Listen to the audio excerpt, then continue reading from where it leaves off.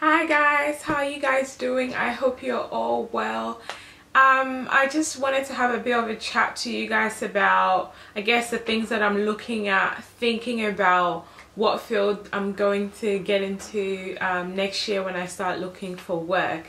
Yeah, I just thought I'll share with you a few things that I plan on, taking into consideration before accepting any job offers. There are some things that are non-negotiable and there are some things that are negotiable. So yeah, I'll just, share with you the things that I'm going to consider, and hopefully, I guess, that can support you guys when you guys decide to look at getting into a new social work job, or if you haven't already gotten into a social work job, then these are a few things that I guess you can consider before choosing something.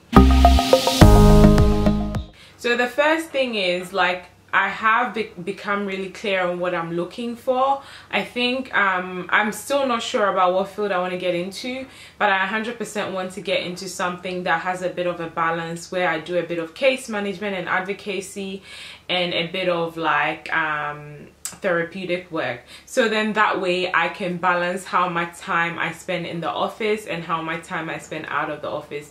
In my previous role, I was at a desk majority of the time, and the times that I spent with clients were still within the office environment, so I didn't really get much opportunity to go to places with clients and advocate face to face with other service providers and stuff like that. So that's something that I'm hoping to have in my next role. So that's something that's a non-negotiable in my next role. So hopefully I can get something that has a good balance of in-office work and outside office work.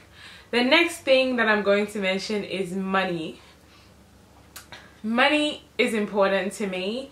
I was a lot more flexible about how much money I was going to make in my previous roles because I didn't have as much experience, and I wanted to get as much experience as possible, and money wasn't really a thing at the time.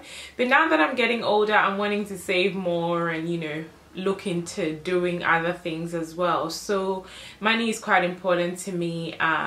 So there's a certain I guess limit when it comes to how much money I'm willing to accept. And yeah, so yeah, I'm hoping that my next role will pay me well, according to my my qualifications and my experience and stuff like that. So fingers crossed. The other thing that I'm going to consider is, what's the self-care culture like for that organization that I'm going to work for. I think self-care is individual responsibility, but at the same time, if the organization that you're working for is quite proactive around self-care, that makes a world of a difference. Because sometimes you can just get stuck in client work and stuff like that, and it's nice to have a supervisor who would actually be like, okay Jasmine, this is too much, you need to take a day off. Or why are you coming in sick, Jasmine? No, you need to go back home and take the rest of the week off and come back when you're well. That kind of thing. And that's not to say that it's the responsibility of the manager to do those things, but I think it's helpful when you have a manager that's caring to that extent, where they can encourage that you take time off, and that helps you to become more proactive if you're not already proactive about your self-care and taking time off work and stuff like that. And I think with that as well, I can't ask questions about it during the interview and stuff like that, but at the same time it's kind of hard to gauge when you're not already in the job. So but I know some organizations have practices and things like that in place for staff that helps with self-care. So it would be good to get into an organization that already has those practices, and then the extras about having a good manager who's supportive of that will hopefully come once the job starts. Okay, so those three things that I've mentioned are the things that I'm not going to negotiate. The other things that I am going to negotiate is location. So job location, my previous job was 25 minutes away from where I live, so it was just so convenient getting to work. I could accidentally sleep in and still be able to get to work on time.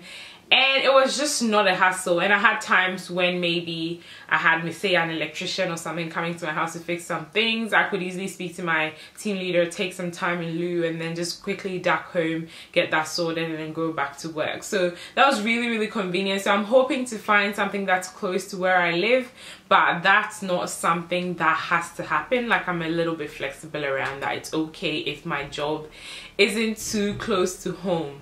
Final thing that I think is a negotiable is what's the culture of that organization.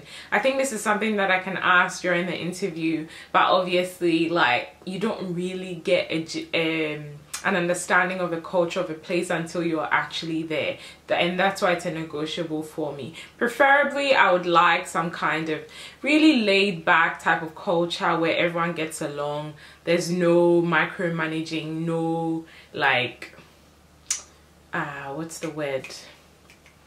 No, I mean, drama is inevitable, like, it is gonna happen, but what level of drama?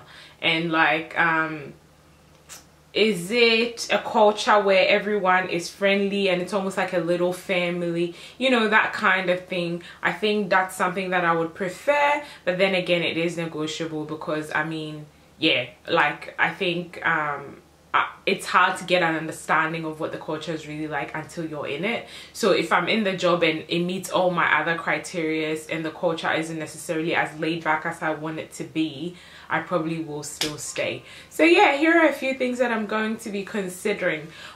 Do you guys have any ideas about other things that I should consider before picking a job next year? That would be helpful. I think this is all I could think of, but you know, if you guys have any ideas that might help me, I would be grateful if you shared it in the comment section below. Make sure you give this video a thumbs up, subscribe if you haven't already. Thank you so much for watching, and I'll see you in my next video. Take care, guys. Bye.